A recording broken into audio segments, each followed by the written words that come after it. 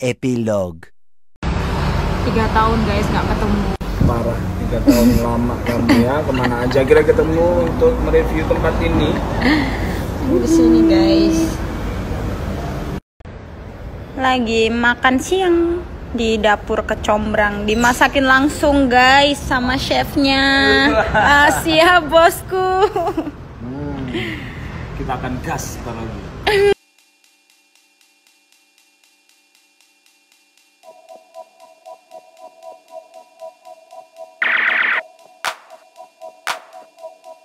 Hari ini mau nge-review masakannya dari chef.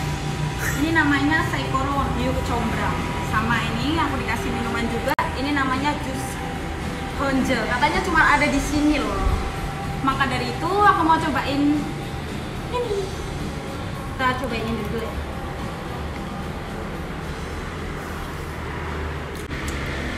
For informasi aja, jadi ternyata beratnya di sini tuh 250 gram. Sebanyak ini dagingnya. Coba tebak harganya berapa? Dan kayak gak masuk di nalar banget guys. Kalau sebanyak ini tuh cuman 100.000 aja udah pakai bumbu stick yang bener-bener kayak nendang banget di mulut. Much later. Seporsi kayak gini banyaknya, udah ada lobsternya kayak gini. Dan ini minyak tuh pakai yang super kualitasnya itu yang premium banget. Dan kayak gini guys, sepuas ini dan sebanyak ini tuh cuma 45.000, bayangin guys. Ini tuh bener-bener kayak rasanya bukan yang standar sama harganya. Ini bener-bener kayak yang kayak cuma nemu di restoran yang bintang 5 guys. Terus ini aku mau cobain juga lobsternya, apakah dagingnya seiprit. Oh my god, ternyata udah dibukain guys. So sweet banget orangnya. Udah dibukain kayak gini, tinggal makan aja.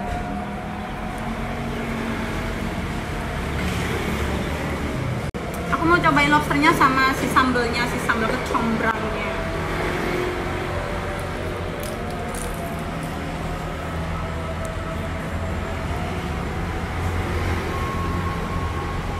Meanwhile, Cukup lumayan lama, ya kan?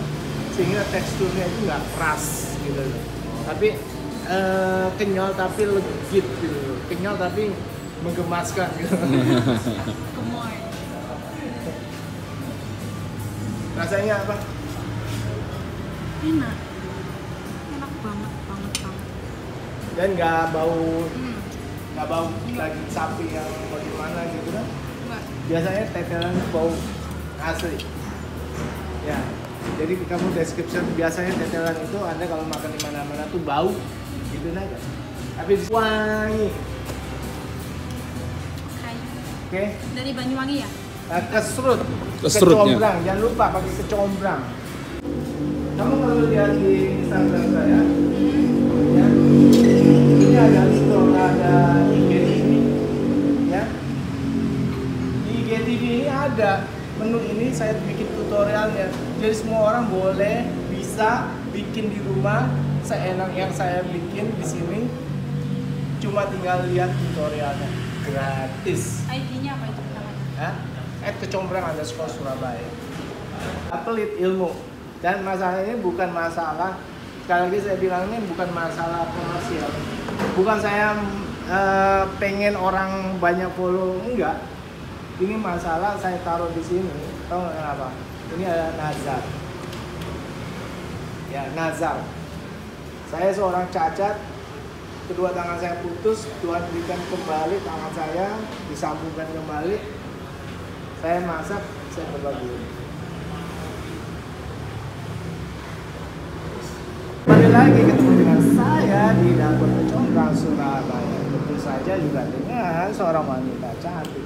Dan sekali ini saya mau kasih tantangan, yaitu tetelan. Kalau Anda juga tahu, tetelan itu masakan yang boleh dibilang itu masakan rakyat banget ya.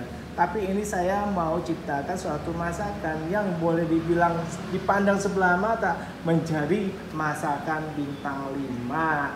Ya, silakan. Oke guys, next ini aku mau cobain yang katanya bukan sembarang tetelan. kita buktiin bukan sembarang tetelannya tuh kenapa sih. Ini tuh menunya namanya tetelan kesrut kecombrang. Kayak gini tuh. Yang belum tahu kecombrang tuh bentuknya kayak gini guys. Tuh kayak obor kan. Dan mari kita coba. Bismillahirrahmanirrahim.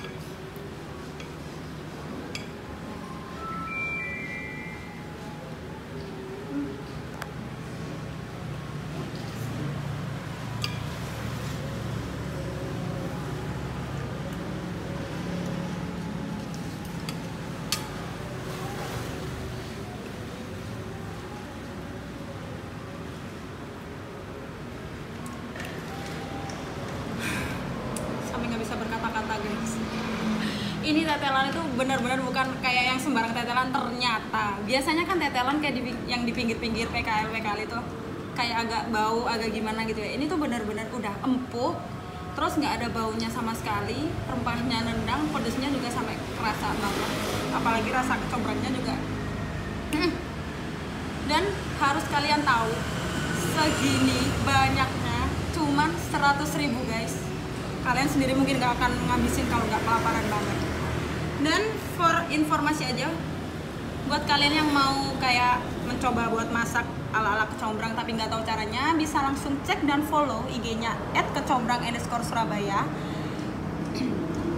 Bisa langsung scroll di IGTV-nya, di sini banyak banget tuh. Kalian bisa pilih sendiri mau masak yang apa.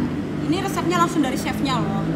Kapan lagi bisa bikin langsung dari chefnya? Buruan cek di sini, Kecombrang Surabaya. Thank you.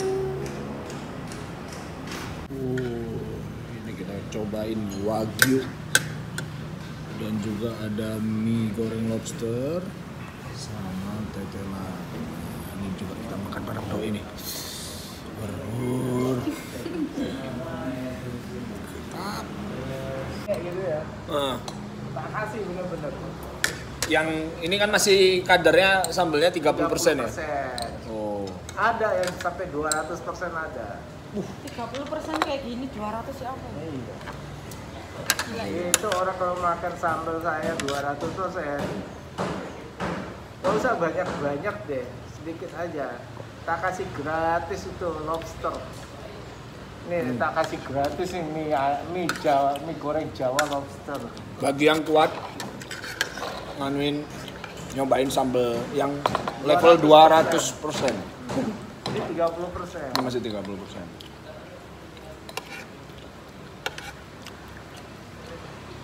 Nah, yang baru di minggu ini adalah Ini. yang tetelan ya. Tetelan. Kalau yang ini udah jalan berapa lama, Pak? Itu udah sebulan lebih. Sebulan lebih ya. Wajib cobain yang tetelan guys, bener-bener. Pokoknya gak bisa diomong dengan kata-kata. Nah, wagyunya yang biasa kita lihat kan wagyu yang di rice bowl yang ya ukurannya paling nggak sampai 75 gram mungkin. Paling 50 gram kok. Biasa ya 50 betul. Kita beliannya lu mahal kok sacoro gitu. Mahal lah. Beli online. Di sini cuma 100.000 dan free 100 ongkir. gram, 100 gram di sini. Ya ini 250 gram. Free ongkir. 100.000 free ongkir Surabaya. Oke. Ini jualan nggak pakai mikir ini. Tapi dari awal Pak memang pengen ambil tema yang kecombrangnya itu karena apa Pak? Karena saya punya kebun kecombrang dan saya bisnisnya bisnis kecombrang. Awalnya sih nggak mau bikin restoran, tapi karena untuk edukasi masyarakat bahwa kecombrang itu adalah khas asli tanaman Indonesia dan bisa menjadi terkenal di dunia, maka saya perlu merasa terpanggil untuk memperkenalkan masakan-masakan yang menggunakan kecombrang yang nggak akan kalah dengan chef manapun deh. Saya jamin. Mereka pun juga belum tentu pernah dengar masakan yang saya buat. Benar. Karena ya jarang juga sih orang ngangkat untuk tema yang benar-benar dari bahan dasarnya kecombrang. Iya. Nah, waktu aku undang kamu kan, kecombrang. Sering dengar tapi nggak pernah makan. Nah, cobain ya aku bilang.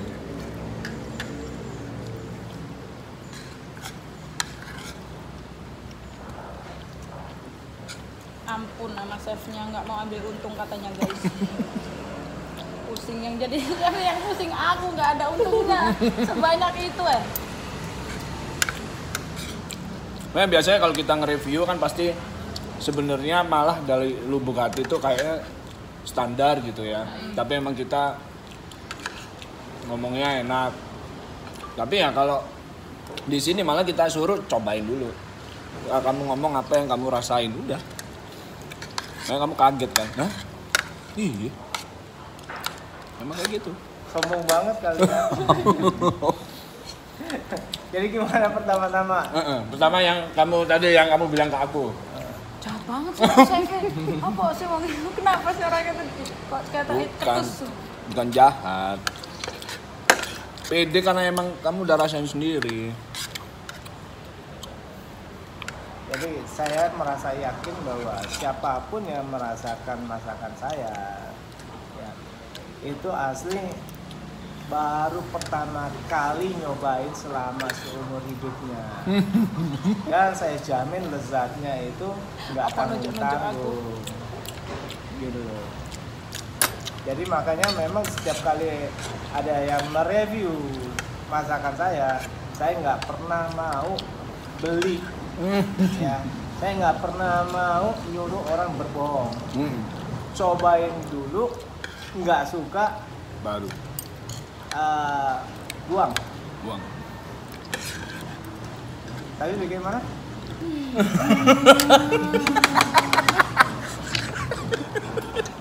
Kok malah nangis? Udah nggak bisa ngomong saya.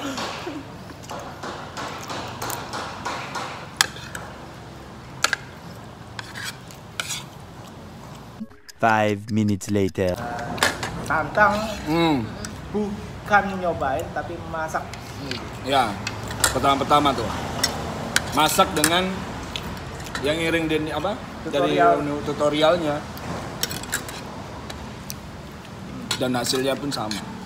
Dan saya berani jamin semua orang yang lihat nonton tutorial saya itu bisa mencobanya di rumah. Saya jamin. Ya, saya jamin. Karena tutorial saya itu mudah, semudah orang pegang sutil. Boleh dicoba. Marki Chop.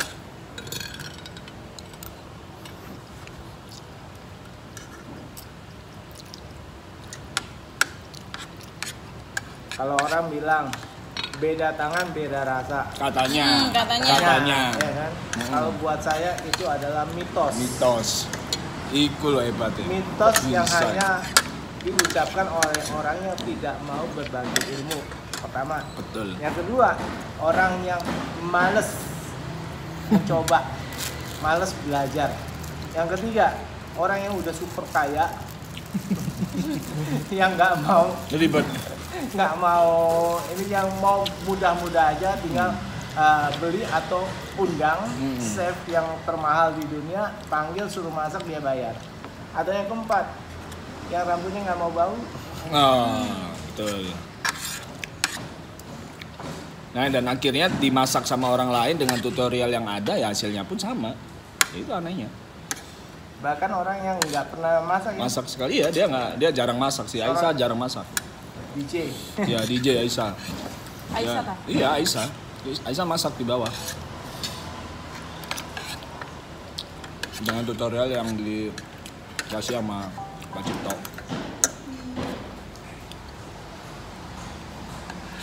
Dan itu ada di ini IG Ya, IG akun @kecomberangan_Surabaya.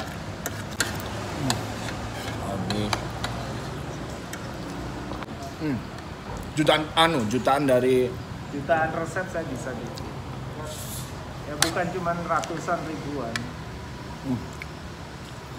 Bahkan yang di tutorial saya ada masakan dari Asia seperti misalnya Thailand, Jepang, terus kemudian Vietnam, ya Singapura, ya ada di tutorial saya.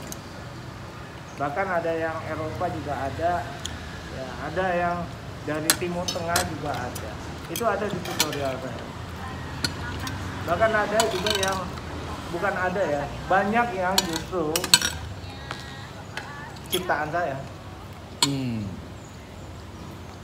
Jadi nggak pernah ada, jangan pernah ngaku. Oh tahu masakan saya, nggak usah bilang begitu, karena saya jamin itu memang betul-betul saya ciptakan original, nggak ada.